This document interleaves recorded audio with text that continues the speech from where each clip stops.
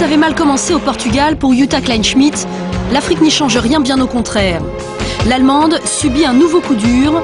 Prise dans une saignée, la nouvelle venue chez BMW perd encore près d'une demi-heure. Côté Volkswagen, en revanche, c'est l'euphorie. De Villiers et Sainz confortent leur avance au général. Le Sud-Africain s'offre même son 6e succès sur une spéciale avec 25 petites secondes d'avance sur son coéquipier Sainz. Les Touaregs relèguent leurs adversaires à plus de 3 minutes. Premier d'entre eux, Stefan Peter Hansel, juste devant Luc Alphand. Les Mitsu s'accrochent. Ça se passe quand même pas trop mal parce que c'est vrai que il y a beaucoup à perdre dans ces spéciales super cassantes et c'est toujours un petit peu chaud, quoi. Très chaud même. Le lendemain, mardi, le Français rencontre sa première difficulté. Il casse son embrayage sur la route de Ouarzazate. Stéphane, très rapidement en un mot, qu'est-ce qui vous est arrivé alors en sortant des dunes? On s'est planté, on a grillé l'embrayage. En voulant ressortir, on a fondu l'embrayage. Du coup, un autre Français en profite, Jean-Louis Schlesser. Sur son buggy, l'ancien vainqueur double 8 véhicules et signe le meilleur chrono de la journée. 14e succès en spécial pour Schlesser, devant la Volkswagen de Carlos Sainz. L'Espagnol est toujours en tête, mais son avance reste fragile sur ses rivaux, notamment sur son coéquipier De Villiers en embuscade à 2 toutes petites minutes.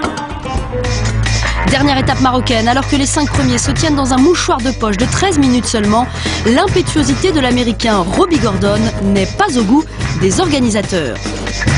Un pilotage trop musclé pour le Hummer et convocation par le directeur de course le soir même. Du coup, le lendemain, Gordon, piqué au vif, remporte sa première étape mauritanienne.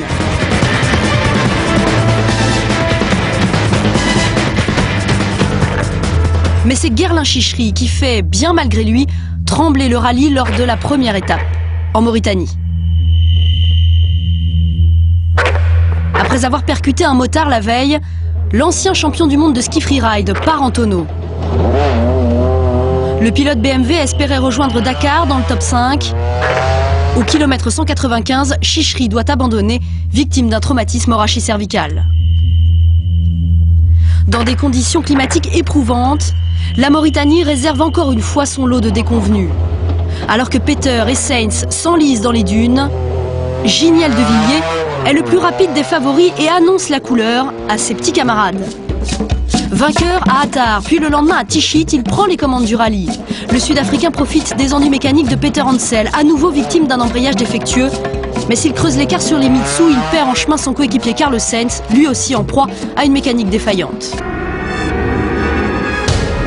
Le rocher des éléphants, majestueux au cœur de la Mauritanie, rappelle les concurrents du Dakar à l'humilité. De Villiers n'est certes pas le plus arrogant des prétendants, mais la leçon est pour lui. Au kilomètre 130, le Touareg, pourtant leader incontesté du général, subit sa première casse moteur depuis le départ. Une seule suffira, elle fera perdre près de 8 heures au Sud-Africain, malgré l'aide de son coéquipier Mark Miller.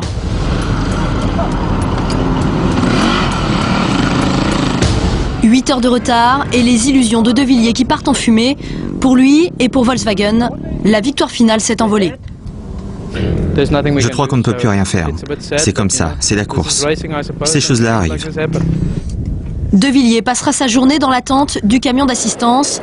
Pendant ce temps, la course continue. Stéphane Peter Hansel décide de passer à l'attaque sans ménagement.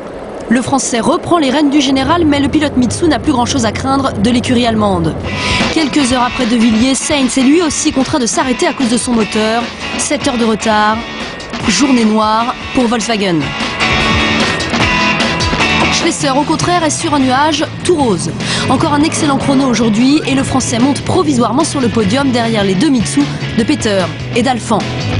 Le lendemain, un nouvel outsider se distingue. Le Qatarien Nasser Al-Attiyah remporte la boucle Nema-Nema. Le jeune pilote pourrait emmener sa BMW jusqu'à Dakar pour la première fois en 3 participations. Mais l'un comme l'autre ne vise que les accessites. Car devant, les Rouges ont définitivement étendu leur suprématie. Sans consignes d'équipe mais respectueux des conseils de course, l'ancien motard et l'ancien skieur se livrent un mano à mano qui tourne à l'avantage du premier.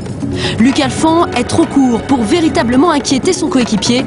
Il ne conservera pas son titre cette année et ne remportera aucune spéciale non plus. Idem pour Peter. En 2007, les Mitsubishi rentreront bredouille de toute victoire d'étape. La victoire d'étape, c'est tout ce qui reste à Volkswagen. Carlos Sainz, revenu de l'enfer, s'offre un triplé entre le Mali et le Sénégal. Avec panache, l'Espagnol sauve son écurie de la déconfiture. L'ancien champion du monde des rallyes a définitivement fait son entrée dans la cour des grands.